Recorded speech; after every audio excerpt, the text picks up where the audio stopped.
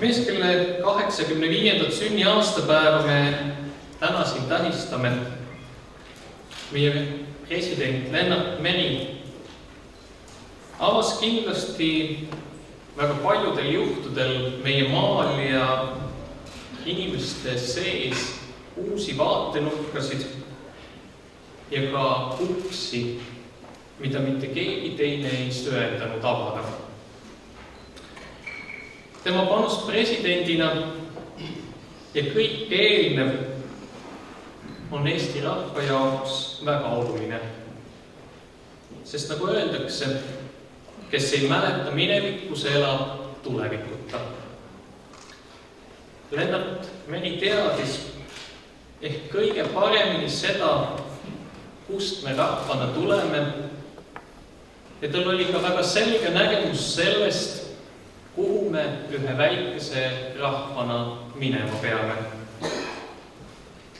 Ta oli Eesti rahva vaimne juht, kes suutis just nimelt sellel teljel, millel ühes otsas on minevik ja teises otsas tulevik.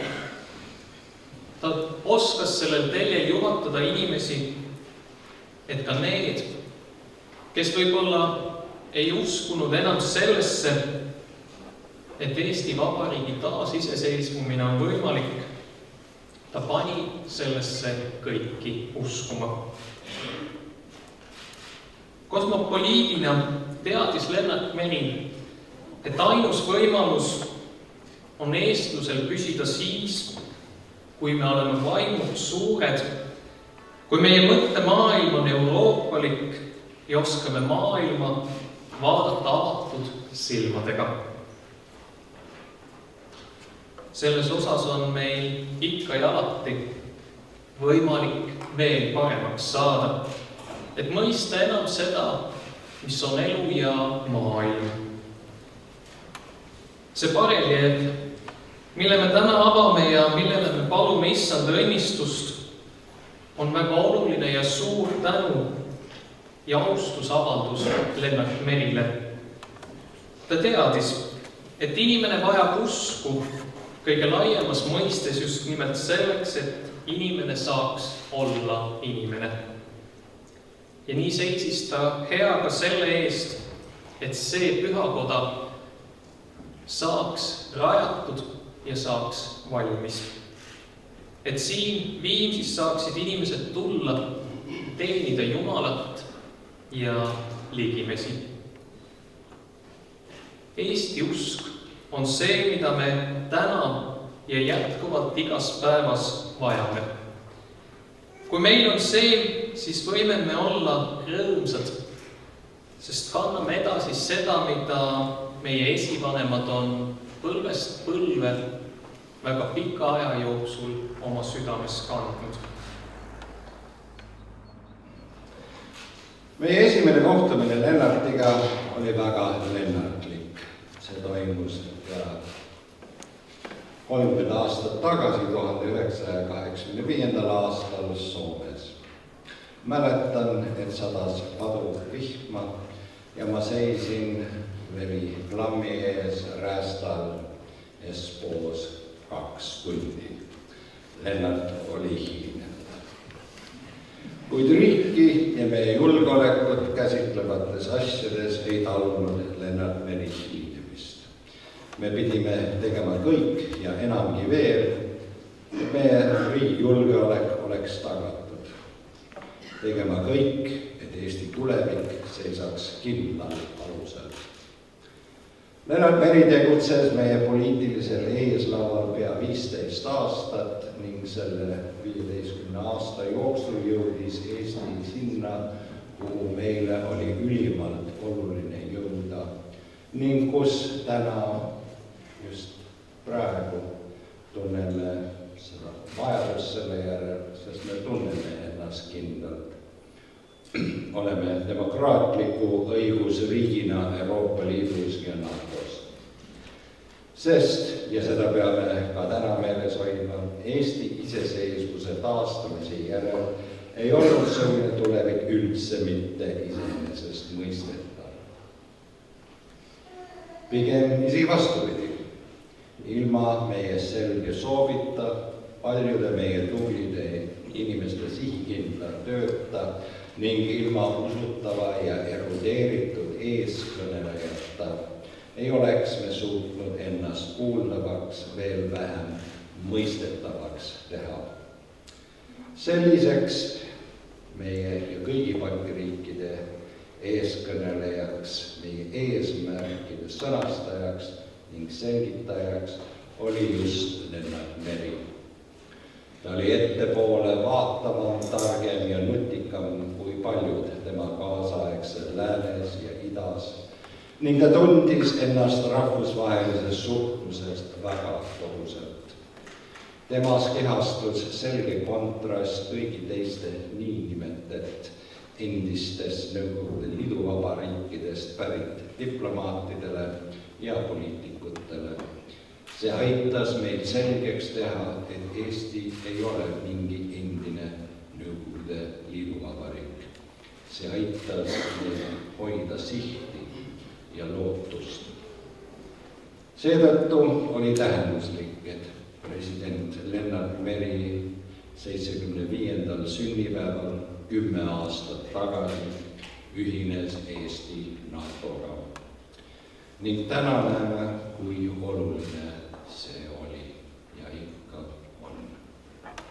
Ma tänan teid.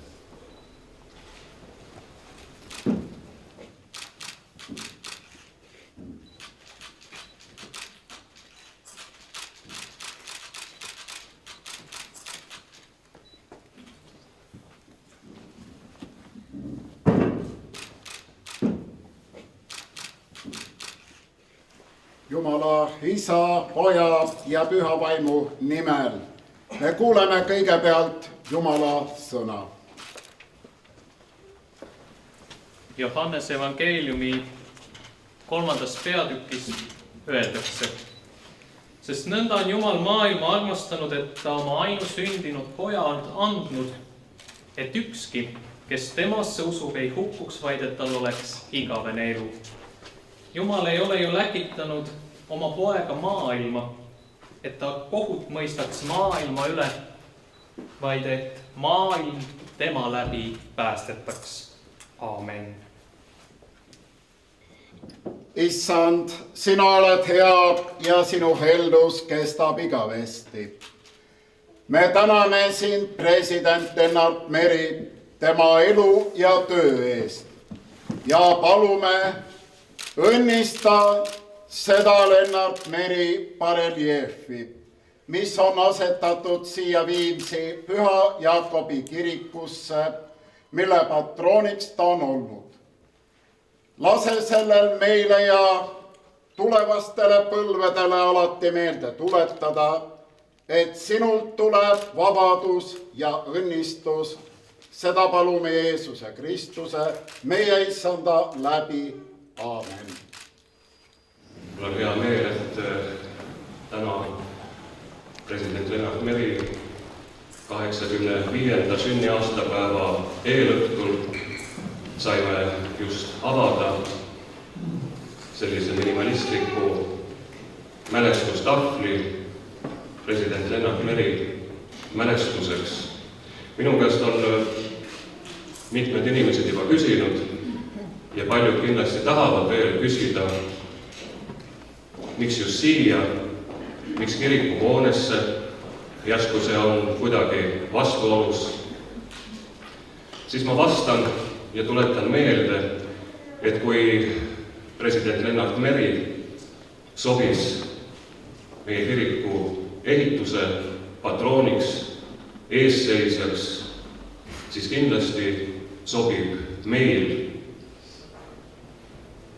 tema mälestuseks jäädvustada siinsamas kirikuhoones, see mälestus jäädvustada selle tagasihoidliku bareljeefiga, kus on sõnad Eesti riigi peale, Viimsi Püha Jaakobi kiriku eesseisjale, tänulikult Viimsi rahvalt ja koguduselt.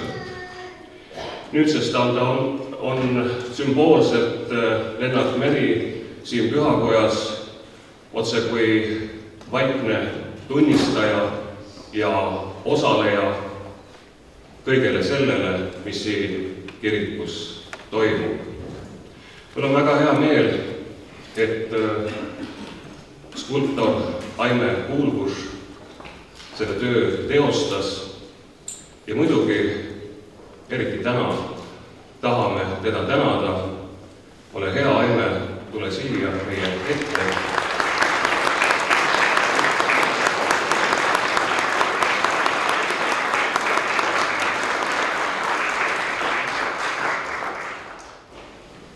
Aitäh kõigile neile, kes olid mõtte ja nõuga abis ja kaasas selle mälestustahvli valmimise juures.